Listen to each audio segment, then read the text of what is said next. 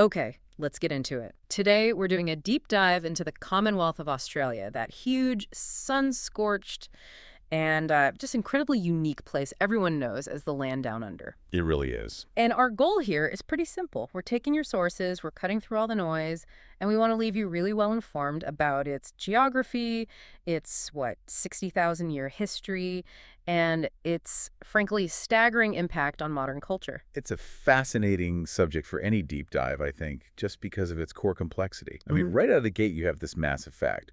Australia is the only place on Earth that is both a country and a continent. And that scale just hits you immediately when you look at the number. It really does. We're talking about the sixth largest country on the planet, covering around 7,692,000 square kilometers. That's just immense. But here's the contrast that I think defines the nation. Despite that enormous landmass, the population is actually pretty small. The sources show about 26.8 million people in 2025. Wow. You have an entire continent with fewer people than, say, the greater Tokyo metro area. That contrast, the emptiness versus the really concentrated modernity, that sets the stage for everything else, doesn't it? It does. You're looking at this national identity that's a blend of a super high-tech, democratic global nation and this incredibly profound heritage from its indigenous cultures, which go back over 60,000 years. It's amazing. So let's start where you have to begin, with Australia. The continent itself, it sits, of course, entirely in the southern hemisphere, bordered by the Indian and Pacific Oceans. The geography here it's more than just a landscape. Oh, absolutely. The geography dictates everything, where people live, how they live, and you have this incredible contrast. Right. Only the coastal fringes, mainly in the southeast, are really temperate and habitable. The interior, what everyone knows as the Outback, is mostly flat and just dominated by these vast, dry deserts. And then the tropical north, which is completely different. Completely different. Lush, green, prone to monsoons. And for anyone listening who hasn't been, the biggest immediate shock is the seasons being flipped. We have to highlight this. Yeah. When most of our listeners are in winter, Australians are in the middle of summer. Their summer runs December through February. Winter is June through August. It's so counterintuitive. And it creates a culture that is just so deeply connected to the outdoors and the ocean. To give you a sense of that scale, the sources note the country has this incredible coastline stretching 25,760 kilometers. Which brings us to my favorite fun fact from the sources. The beaches. The beaches. Australia has over 10,000 of them. I mean, you could visit a new beach every single day for 27 years. And that statistic just proves it, right? No matter how vast the interior is, the country really lives by the water. That's the Australian experience for most people. But when you do look inland, it's a much harsher environment. The longest river is the Murray, which is about 2,508 kilometers long, and it's vital for farming.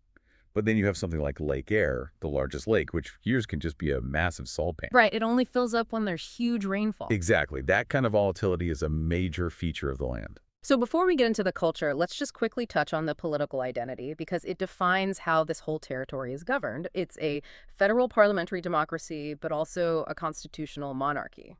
Right. So what that means, in practice, is that while the government is elected by the people, the head of state is actually King Charles III. And he's represented by the Governor General. Exactly, whose role is largely ceremonial, but does hold some pretty significant constitutional powers. It's an inherited system. But the real head of government, the one with the power, is the elected Prime Minister Anthony Albanese as of 2025. And the national symbols really capture that mix of the old world and the new land. The flag has the Union Jack, sure, but also the Commonwealth Star and the Southern Cross constellation.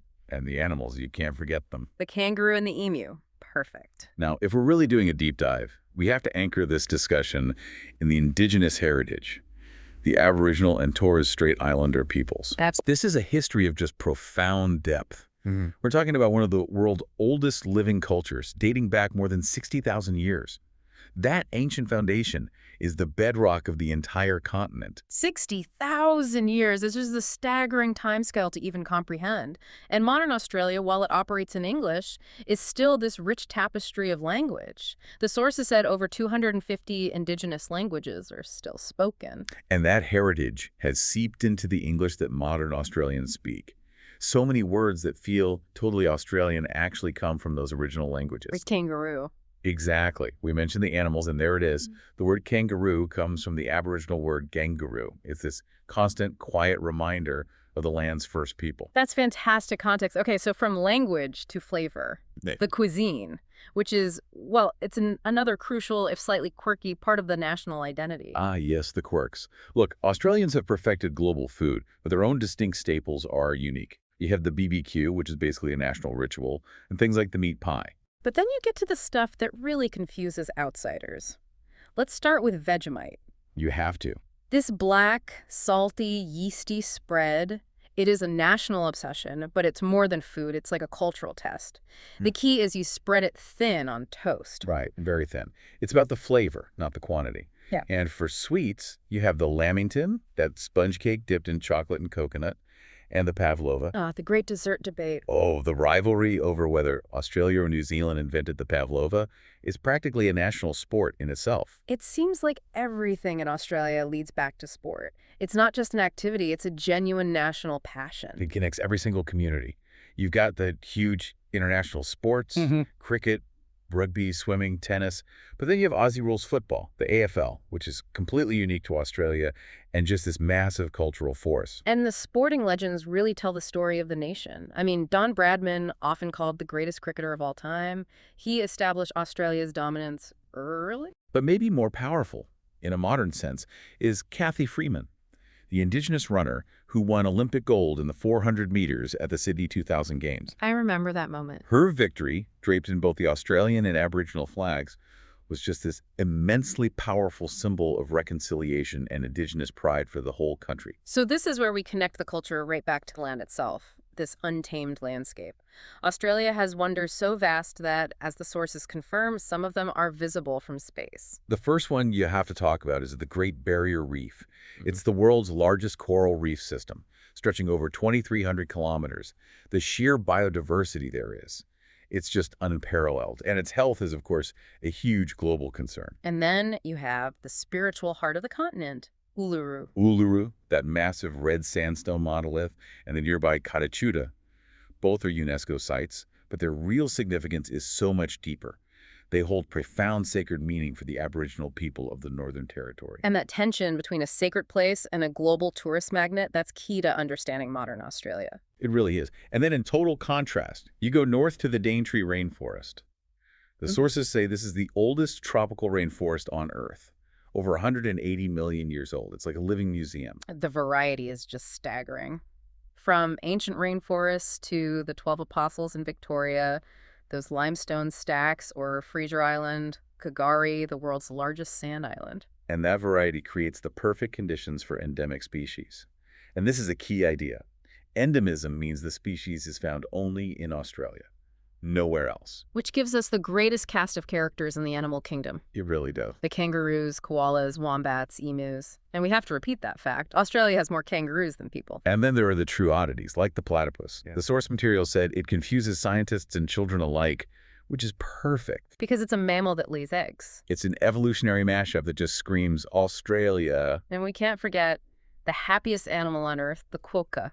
Found on Rottnest Island, always looks like it's smiling for a selfie. So, moving from the wild to the man-made. The cities. Sydney, of course, has the global icons. The Sydney Opera House, that masterpiece of architecture, and the Sydney Harbour Bridge. The coat hanger, as they call it. Exactly. And then you've got Melbourne, the cultural rival, with places like Federation Square and Flinders Street Station. And we should mention Canberra, the planned capital, home to Parliament House. The center of government. It's easy to focus on that 60,000-year history, but the modern nation is actually quite young, and its founding story is full of both pioneers and some pretty unconventional heroes. Well, the timeline for modern Australia really starts with Captain James Cook mapping the East Coast in 1770.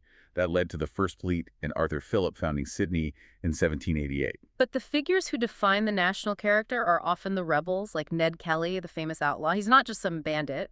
He became a folk hero. Right, a symbol of resistance against the establishment. His story is, I think, crucial to understanding that Australian suspicion of rigid authority. And that journey towards self-rule really culminated with nation builders like Henry Parkes, the father of federation, which led to the Commonwealth in 1901. And then Sir Edmund Barton became the first prime minister. It was a long road from being a penal colony to a unified nation. But the modern global impact of Australia is, I think, most profound in science and medicine.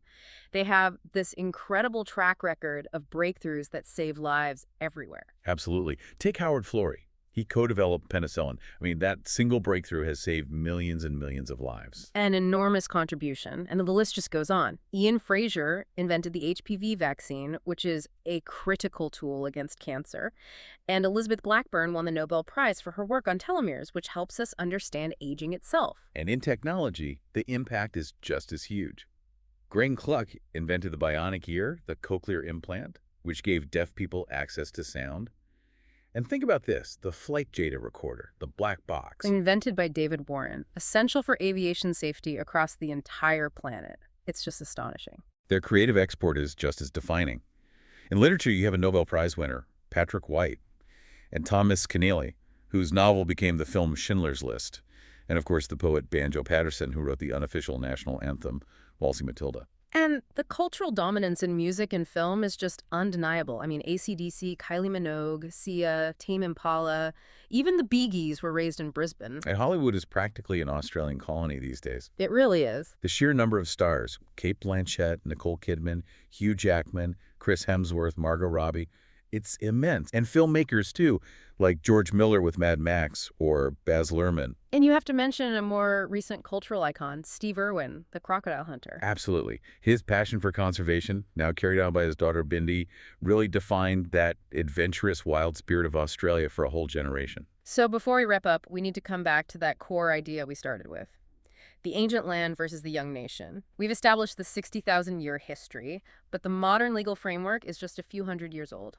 And the greatest struggle within the nation has been about reconciling those two things. To sort of synthesize this deep dive, we've looked at a country defined by extremes. Its size, its unique wildlife, its massive scientific output. Which brings us to a really crucial moment that you have to understand to get modern Australia, the legacy of Eddie Mabo. He was the Indigenous land rights activist whose legal fight changed everything. It did. The Mabo decision in 1992 legally recognized Indigenous land rights. It overturned this long-held concept of terra nullius, this idea that the land was no one's land before the Europeans arrived. It fundamentally changed Australian law. Forever. It means that when you look at Uluru today, this sacred Aboriginal site that's also a global tourism icon, you are seeing that complex balance between heritage and the future playing out right there in real time. So this leaves you with our final thought to consider. What does it really mean to be a country whose deepest identity goes back tens of thousands of years, represented by a sacred rock, yet whose biggest global cultural symbol is the Sydney Opera House, a piece of sleek, modern architecture? It's that complexity. It is. It's a national identity that I think is perfectly captured in that tourism slogan we found in the sources, "There's nothing like Australia."